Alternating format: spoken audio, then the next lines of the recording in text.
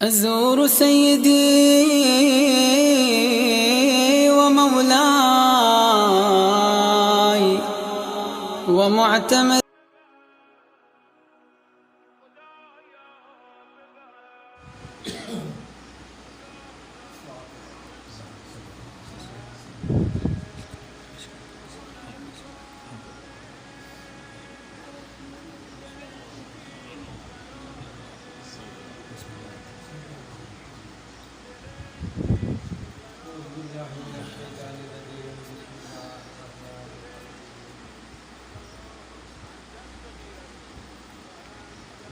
रोज़ादारों को खिताब करते हुए ये कहना चाहता हूँ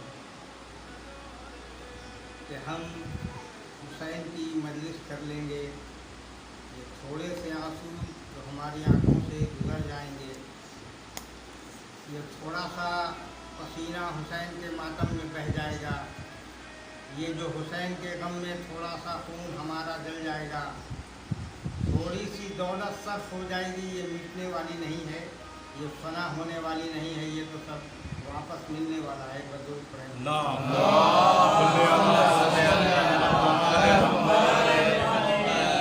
करबला के मजलूम के मातमदारों और अज़ादारों को खिताब करते हुए कहना चाहता हूँ कि अल्लाह ने हुसैन को वाक़ई करबला के बाद कितने इख्तियारात दिए हैं, हम इसे सोच नहीं सकते।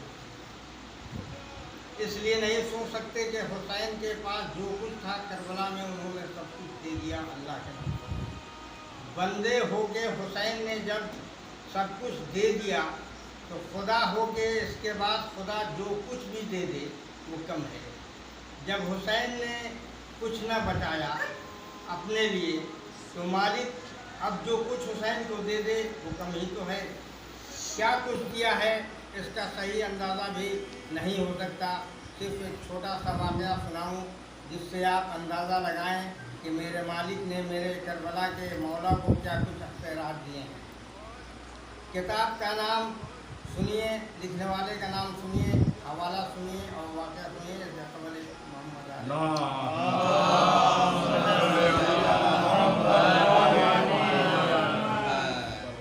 तो शेख अब्बास उम्मी अलैहि रहमा अपनी किताब मनकहुल अमाल में इमाम हुसैन की ज़ियारत के फ़ज़ाइल लिखते हुए एक वाक़या लिखते हैं कि दो दोस्त थे जिनमें ये तय हुआ था कि हम में से जो मर जाए पहले मर जाए, वो मरने के बाद जो ज़िंदा बचे मरने के हालात की खबर दे। इन दोस्तों में से एक का इंतकाल हो गया। जो ज़िंदा बचा उसने इंतज़ार किया कि अब आए ख्वाब में और सुनाए मौत का हाल। यहाँ तक कि कई साल गुजर गए।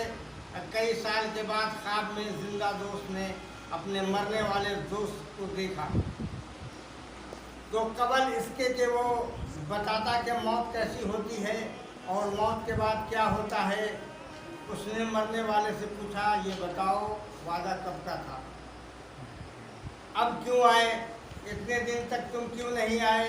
तो मरने वाले दोस्त ने कहा, मेरे भाई अगर आज़ाद होता तो उसी वक्त आता। तुम खुद भी मानोगे कि कैदी अपनी मर्जी से नहीं आ सकता। कहने लगे, क्या मतलब। कहा, ज़िंदगी में जो गुनाह किए थे उन गुनाहों की सज़ा में कब्र में कैद थे, तो तुम तक आते कैसे अपनी मौत की इत्तला देने। पूछा, क्या गुनाहों की सज़ा ख़त्म हो गई।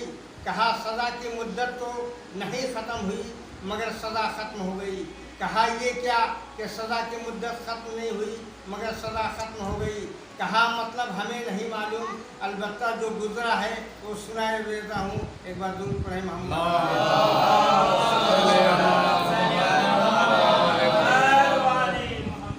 कल हमारे कब्रिस्तान के फला सिंध के फला कोने में फला जगह पे एक औरत की मैयत दफन हुई।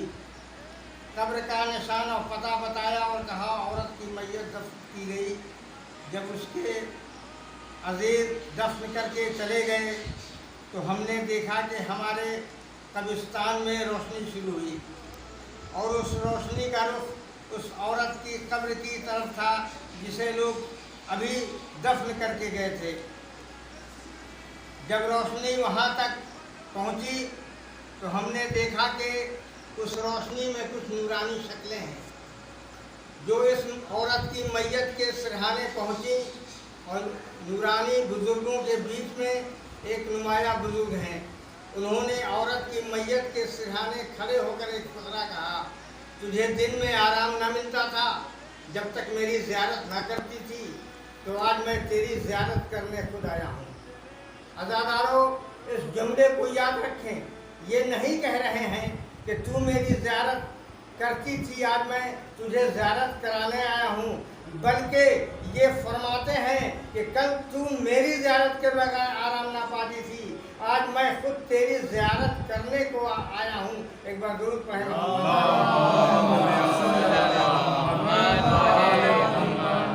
और विदाने ग्रामी मरने वाला अपने दोस्त से कहता है कि वो बुजुर्ग थोड़ी देर औरत की मैयत के सिरहाने रहे, जब जाने लगे तो अपने साथी से मुड़ के कहा कि इस औरत के कब्र के चारों तरफ 40 गज के अंदर जितनी कब्रों में जितने मुर्दे हैं, उन सब पर से अजाब हटा दो। चुनांचे हम इसके बाद अजाब से आज़ाद हुए हैं, तो आपको ये खबर बताने के लिए आए हैं। आँख खुली, सुबह हुई, ख्वाब देखने वाले ने बताए हुए पते पे निशान कब्र ढूंढा।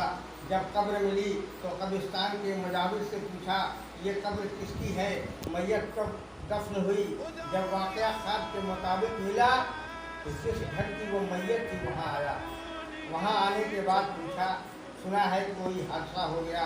कहा हाँ, फला शख्स की बीवी ने इंतकाल किया।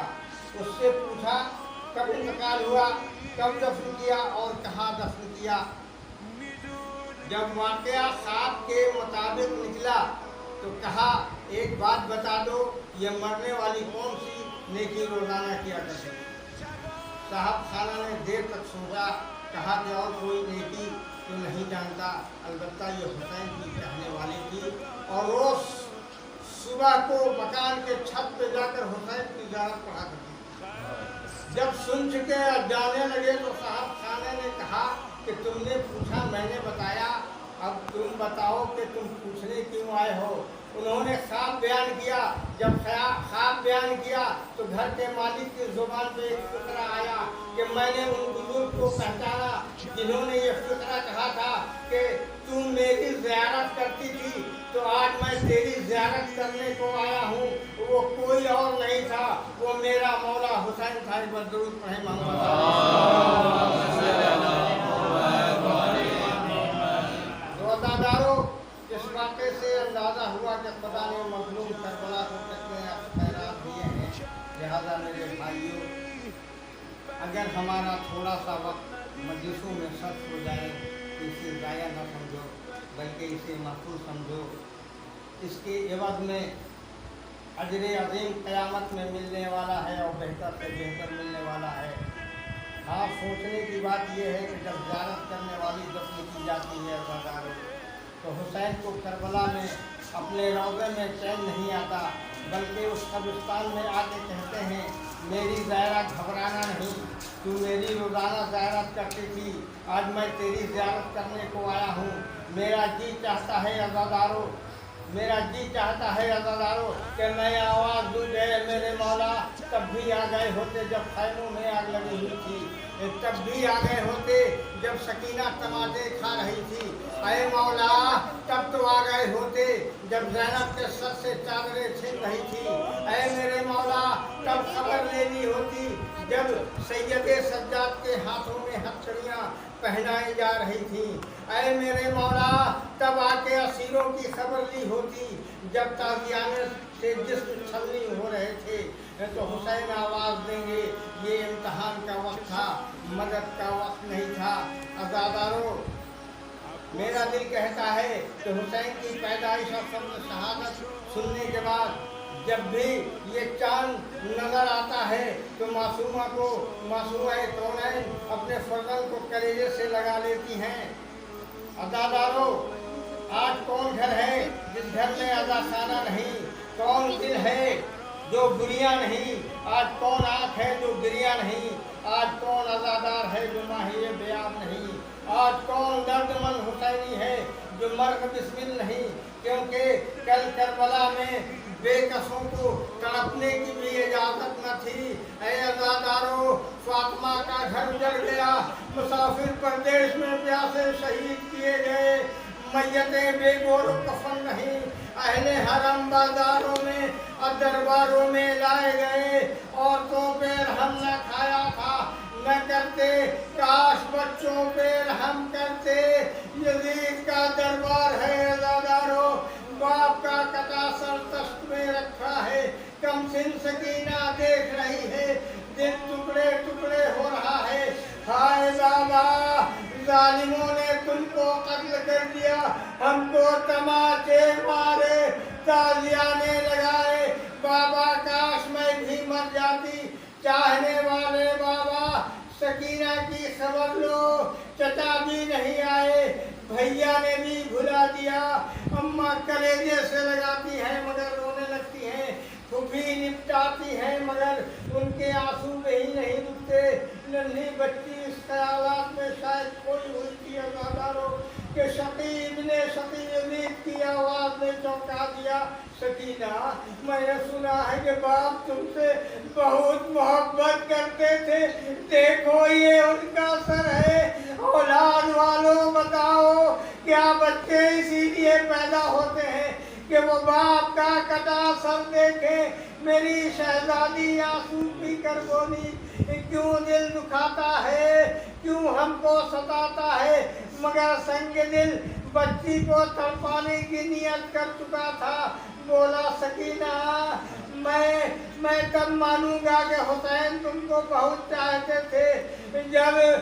جب آواز دو اور سر حسین تمہاری گود میں خود چلا آئے، یہ سننا تھا کہ بقرار سکینہ نے عزادارو کرتے کا جلا ہوا دامن پھیلا دیا۔